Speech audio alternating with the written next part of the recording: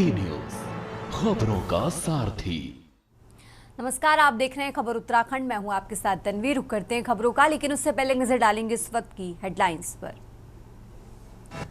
उत्तराखंड में दिव्यांग पेंशन योजना हुई आसान, 20 साल आयु सीमा समाप्त, करीब 85,000 दिव्यांगजन लाभान्वित होंगे। कारबेट सफारी के दौरान सीएम की सुरक्षा में लापरवाही, बिना फिटनेस वाली जिप्सी में सीएम धामी को कराई जंगल की सैर, जांच होगी। पंचायत चुनाव में पोलिंग पार्टियां रात में नहीं करेंगी मूवमेंट, हेलीकॉप्टर भी रहेंगे मुस्तैद।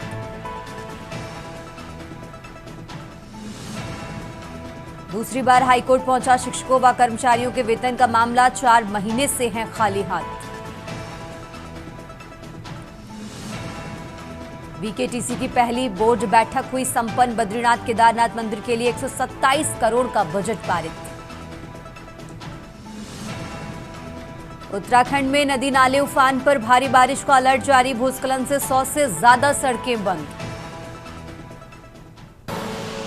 आप देख रहे हैं के न्यूज़ खबरों का सारथी। और अब रुक करेंगे खबरों का। खबर उत्तराखंड की शुरुआत करेंगे देहरादून की खबर से। देहरादून से खबर आपको बता रहे हैं, अब बुजुर्गों की सुनवाई करेंगे डीएम।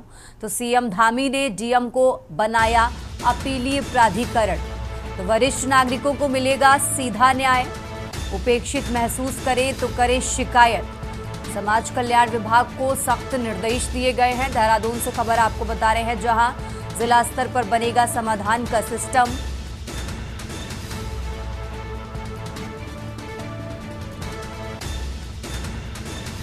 तो देहरादून से खबर आपको बता रहे हैं,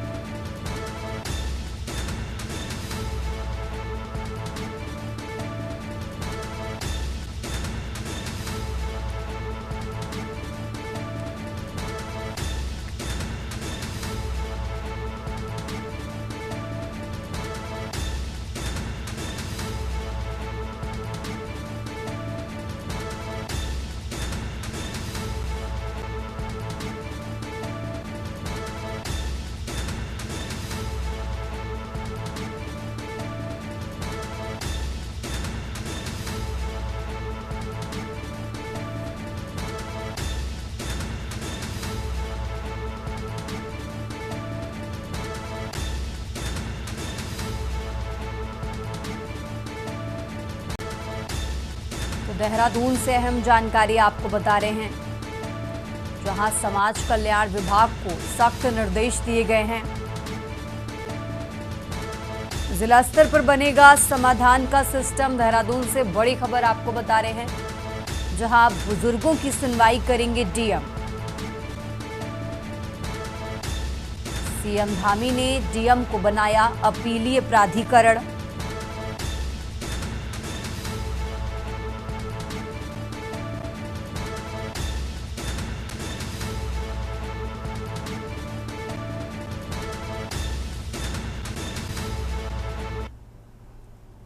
आगे बढ़ते हैं खबरों में। अब खबर हरिद्वार से है, जहां कांवड़ मेले को लेकर स्कूल कॉलेज बंद रहेंगे।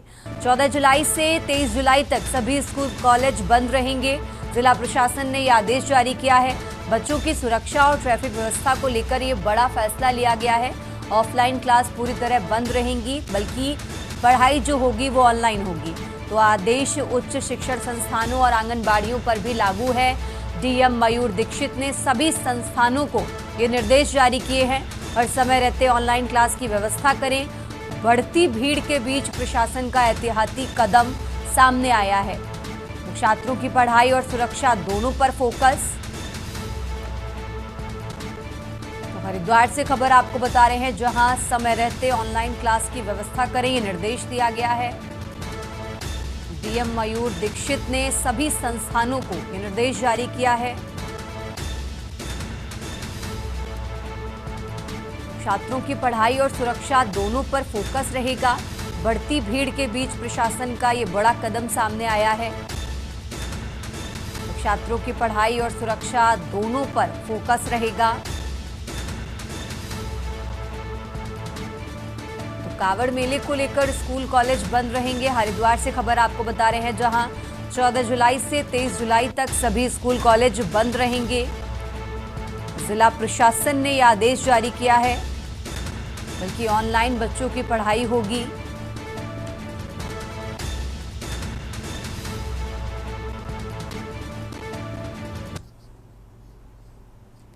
आगे बढ़ते खबरों में हरिद्वार से एक और खबर आपको बता रहे हैं, जहां शिव भक्त को सांप ने डसा, घाट पर हड़कंप मचा।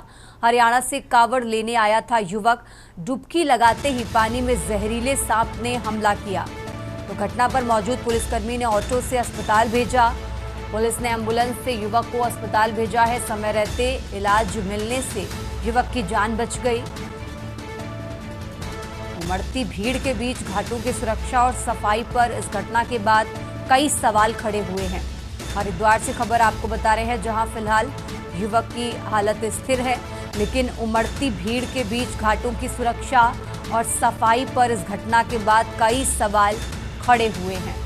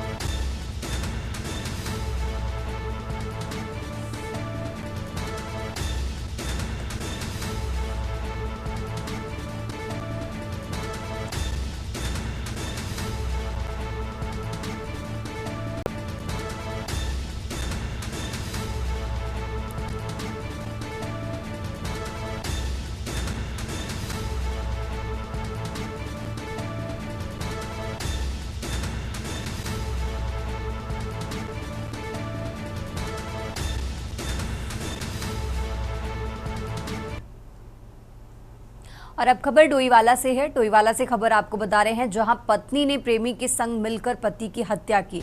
चिकन में जहर देकर मौत के घाट उतारा है। पुलिस ने दर्ज कराई थी पति की झूठी गुमशुदगी की रिपोर्ट। तो जांच में ये बड़ा खुलासा हुआ है। पुलिस ने आरोपी पत्नी और प्रेमी को गिरफ्तार किया है। कोतवाली क्षेत्र के बालावाला के गुलर गांव का ये मामला आपको बता रहे हैं, जहां पुलिस जांच में ये बड़ा खुलासा हुआ। तो पुलिस ने पत्नी और उसके प्रेमी को गिरफ्तार कर लिया है।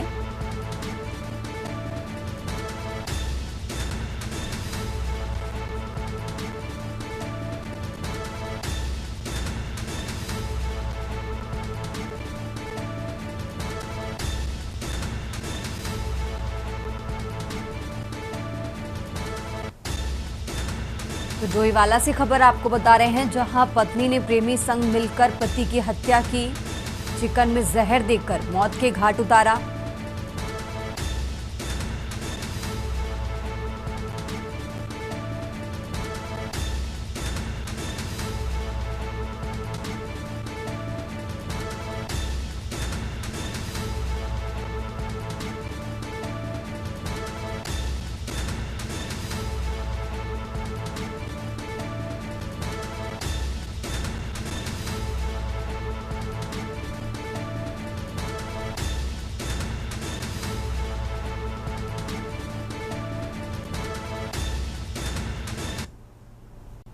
और अब खबर पौड़ी से है, जहां कलजीखाल ब्लॉक मुख्यालय में त्रिस्तरीय पंचायत चुनाव के नामांकन पत्रों की जांच के दौरान विवाद खड़ा हो गया।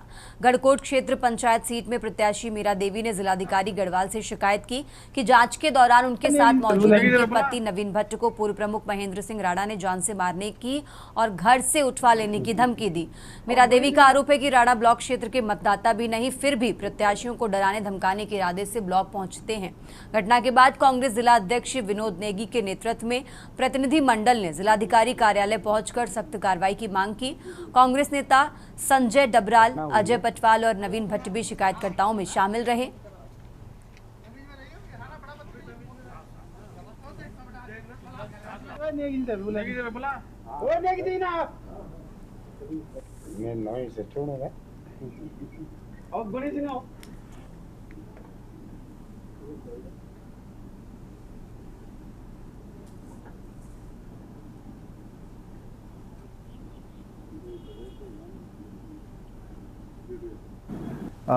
आज प्रातः कुछ जो गांव कलजीखाल ब्लॉक के कुछ व्यक्ति हमारे पास आए थे। उनके द्वारा ये शिकायत की गई थी कि गांव में जो राणा जी के द्वारा कुछ कार्रवाई की गई है, इस तरह की शिकायत लेके आए थे, जिस संबंध में उनके द्वारा एक आवेदन पत्र प्रस्तुत किया गया था। वो आवेदन पत्र उनके द्वारा हमारे जो राजस्व उपनिरीक्षक को उनको लिखा गया था।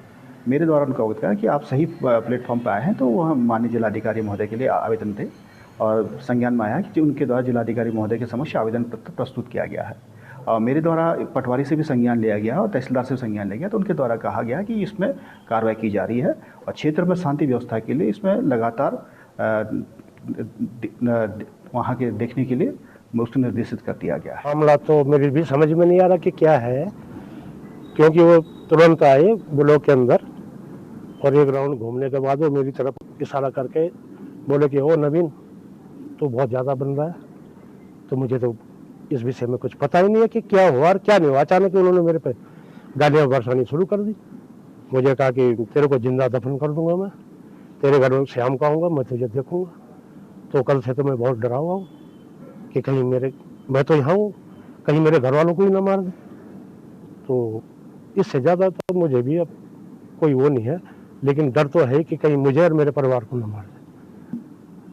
प्रथम मांग तो यही है कि इस व्यक्ति के खिलाफ कार्रवाई की जाए।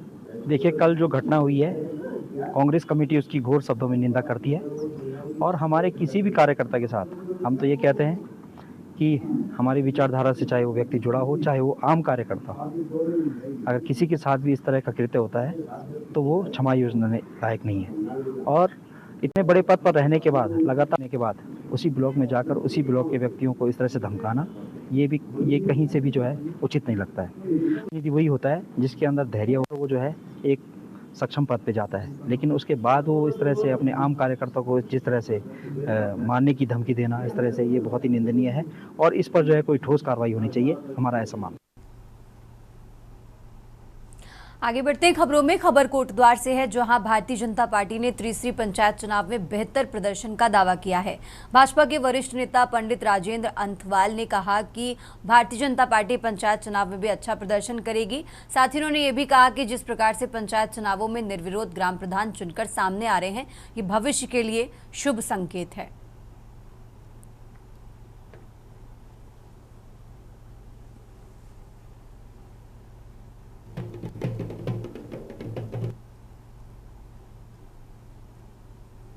चुनाव में तो हम बहुत अच्छी स्थिति में हैं और हमारे सभी जगह जो जिला पंचायतों में समर्थित उम्मीदवार हैं वो बड़ी मजबूत स्थिति में हैं।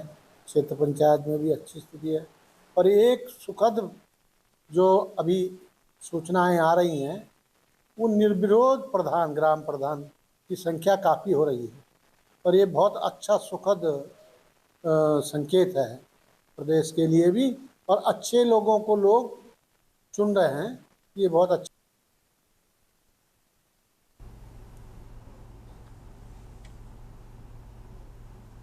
आगे बढ़ते हैं खबरों में। डोईवाला ब्लॉक के माजरी ग्रांट गांव के शेरगढ़ क्षेत्र में जंगली हाथियों का आतंक एक बार फिर सामने आया है।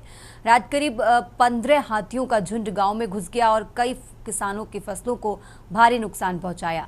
वार्ड संख्या 7 में गन्ने और चारे की फसलें बुरी तरह बर्बाद हो गईं। किसान जसवंत सिंह और परमजीत सिंह की कई बीघा फसल रौंद दी गई।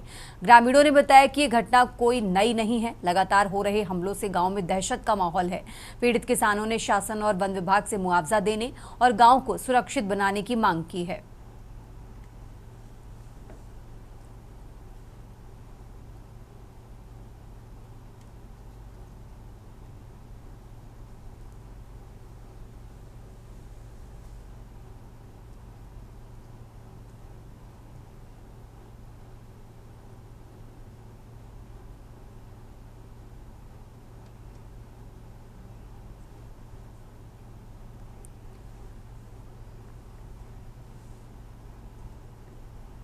फिलहाल वक्त तो चला है छोटे से ब्रेक का, फौरन हाजिर होंगे।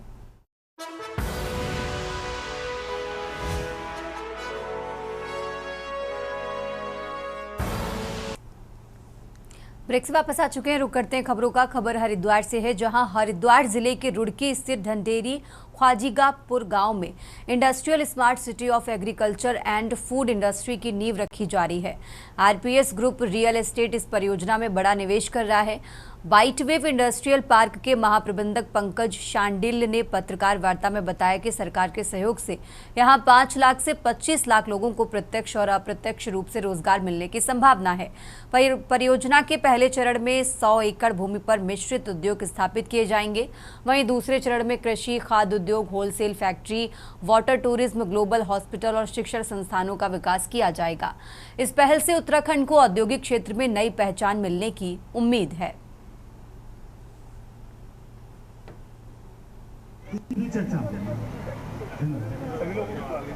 की डेट में एक्टिव हैं। कार से डिपार्टमेंट से एक एमओयू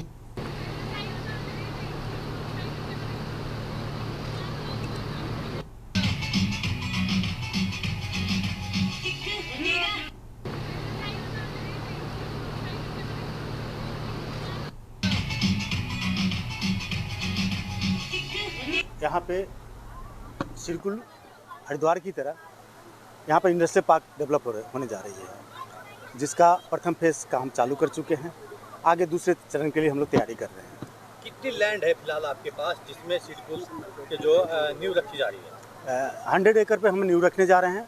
टोटल एरिया 1831 एकड़ पे हम काम करने जा रहे हैं। किस तरह का प्लान है सर? क्या इसमें मिक्स इंडस्ट्रीज की 100 एकड़ का प्रथम चरण में 100 एकड़ की है, जिसमें मिक्स इंडस्ट्री को अलॉटमेंट होगी। उसके बाद बाकी एग्रीकल्चर और फूड इंडस्ट्री से रिलेटेड इंडस्ट्रीज। धन्यवाद।